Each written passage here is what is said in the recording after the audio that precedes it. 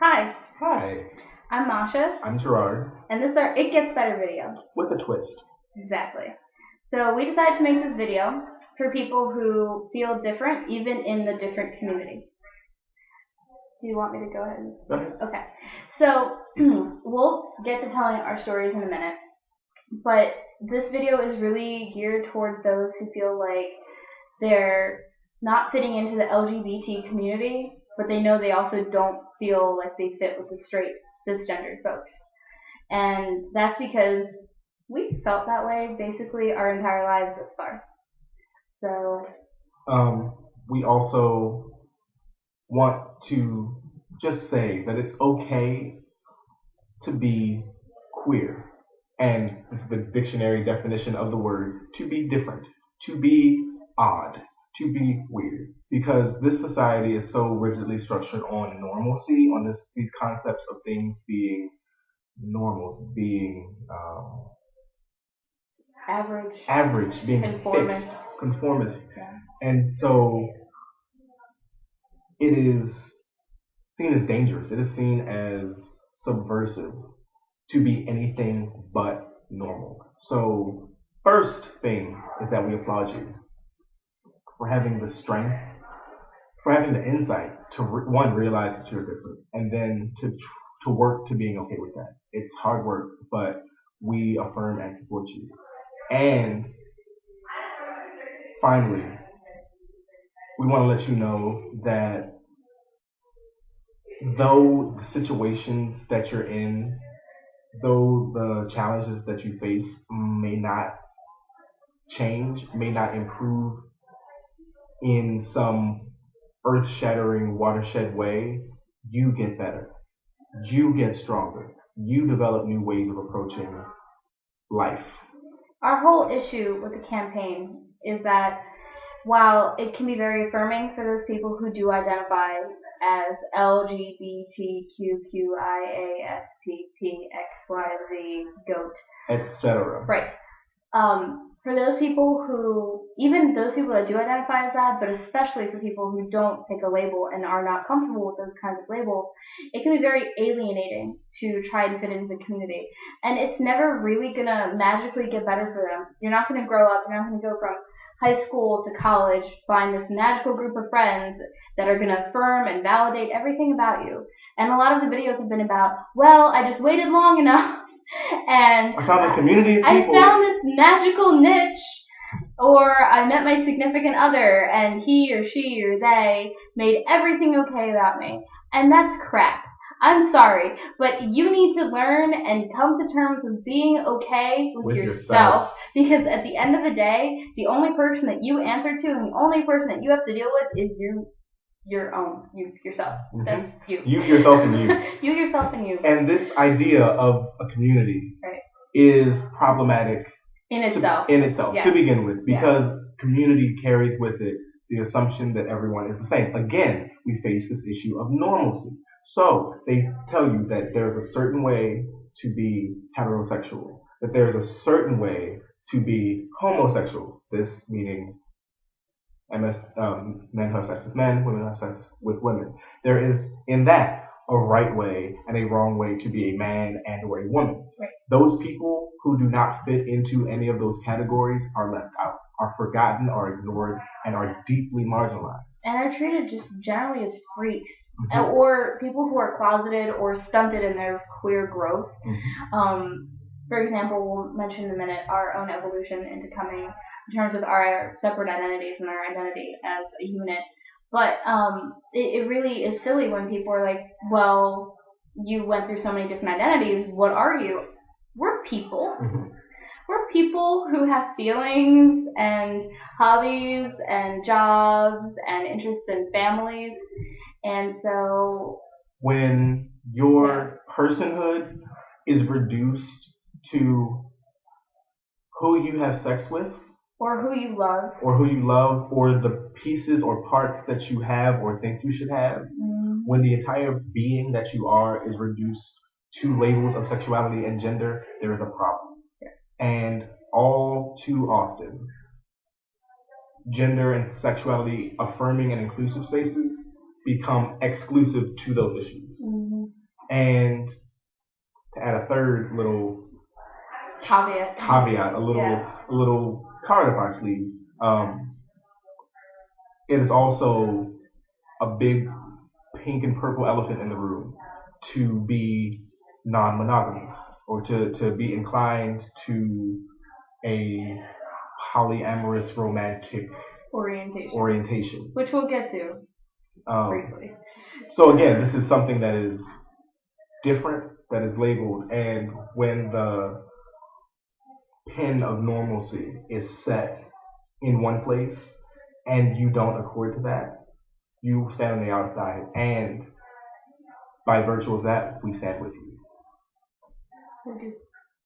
You're not alone in feeling different. You are unique, but definitely not alone. So you want to tell them your story first? Sure. Okay. I was raised in a very rigidly religious and socially pointed African American community in the Southeast. Raised in Baltimore, family from North Carolina, and I was raised deep in church. Been a member of the same church since before I was born, and in this substrata, there is a deep ideology of conformity. There are certain ways in which you are to function, certain ways in which you are to think, act, speak, feel about any and everything in life. And a part of this whole system is a deep heterosexism and a deep cisgenderism. There is this idea that to be non-heterosexual is sinful and meriting hell. There is this idea that to feel that your physical person, your physical body, does not match up with your spiritual or psychological person, or that the way in which you get treated by society or viewed by society as a result of your physical person is disordered or just doesn't link. The fact that you feel that way is seen as equally meriting hell, equally meriting not only a spiritual judgment, but a direct temporal judgment by the people in that community. And I was pumped full of these ideas, these limitations, these insecurities, all of this negative view. You can't like men. Body. If you have a penis, you better be a guy, and you better be with one person, and only want to be with one person. Forever. Mm-hmm. Yeah. And coming up, it was okay. Mm-hmm. Everyone that I was around thought the same way, was taught the same way, and it was the default position. Then I hit puberty. Hormones. Things got dangerous. When you set up a person with these ideas, with this strict formalism, and then I began to develop my personal feelings, began to understand the way I felt that I was situated in the world, and realizing that it did not meet up with these expectations. And the fact that everyone around me, family, close friends, everyone, thought that I should. I felt alone. I felt deeply isolated. Until I began to talk about my experience. I began to meet and have conversations with people who felt similarly. Somewhat. Similarly. Yeah. Realized that I wasn't alone. I wasn't the only one. That there were people out there who would support me, who would affirm me, who would congratulate me in all the ways that I was discovering myself. whether or not that meant leaving the support system that I grew up with. Do you want to talk about your evolution at all? I first, in junior year of high school, I was 17, first came out as bisexual, which was good for that time, for that stage in my personal and academic, let's say, development. Um, Based on the experiences that I had and the knowledge that I had, saying that I was bisexual, saying that I was a guy who liked guys and girls, it's comfortable. There came a time later when to say that I was both attracted to men and to women became a restriction.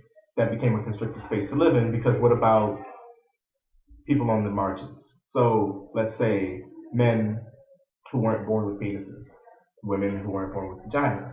What about people who may have had those, but in some other way didn't accord to heteronormative sexist standards? Basically, if you were weird, we wanted to still be into you. Weird in like the most affectionate way. Yeah, like I'm fond of misfits. Yeah. And I didn't want to close myself off to anyone. Yeah. So I wanted a more expanded term to identify myself.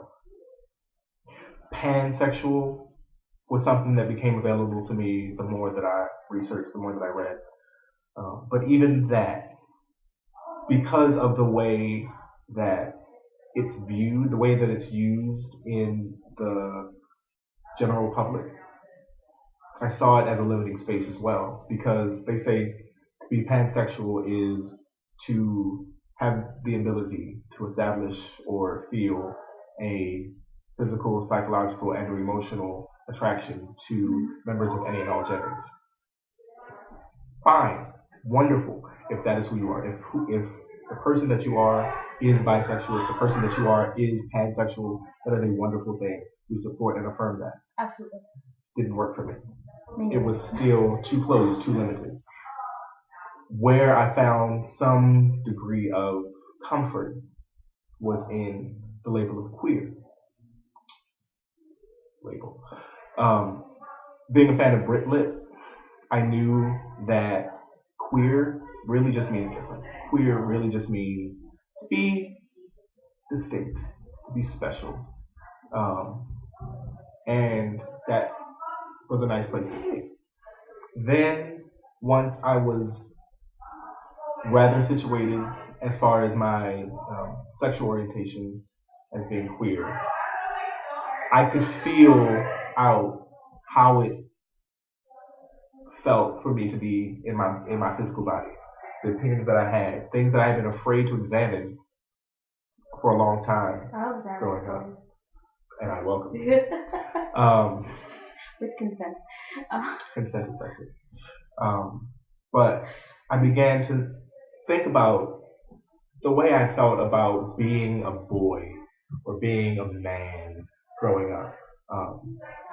I'm okay most days with this body.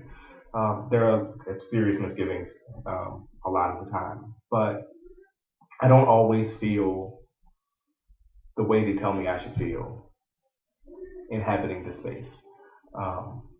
But I didn't also feel that my personal feelings, my personal experience merited me falling under the umbrella of trans the way it's defined by the community.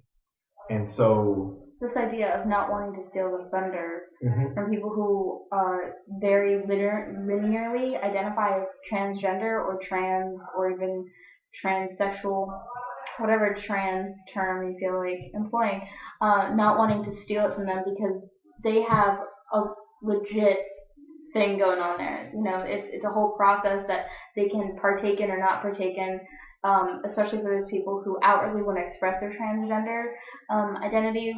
They have a lot of flack coming to them more often than not. And for us to identify as trans, it seems almost like a violation itself of disrespecting those people and their identities, because we have it so much easier considering we have